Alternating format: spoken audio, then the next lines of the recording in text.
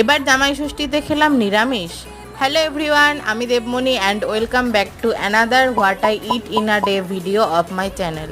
দিনের শুরুটা হলো 1 কাপ চা আর 4টে বিস্কুট দিয়ে। এরপর সকালের টিফিনে ছিল পরোটা, তার সাথে ঘুগনি, আম, শসা আর আলুর তরকারি। এরপরেই চলে গিয়েছিলাম বড় মামার বাড়ি আর খেয়ে নিলাম গরম গরম বেগুনি। আমার বড় মামারা রবিবারে নিরামিষ খায়, তাই এবার ষষ্ঠীর আয়োজন নিরামিষের মধ্যেই হয়েছিল। তো লাঞ্চে ছিল ফ্রাইড রাইস আর আমার ফেভারিট কষা আলুর দম আর বেগুনি। এরপরে চাটনি, পাঁপড়, মিষ্টিও ছিল, দই ছিল, তো সেগুলো আর ক্যাপচার করা হয়নি। সন্ধ্যাবেলায় রাবড়ি আইসক্রিম খেয়ে আমরা একটু বেরিয়েছিলাম, তারপর বাড়ি এসে খেলাম 1 প্লেট চানাচুর।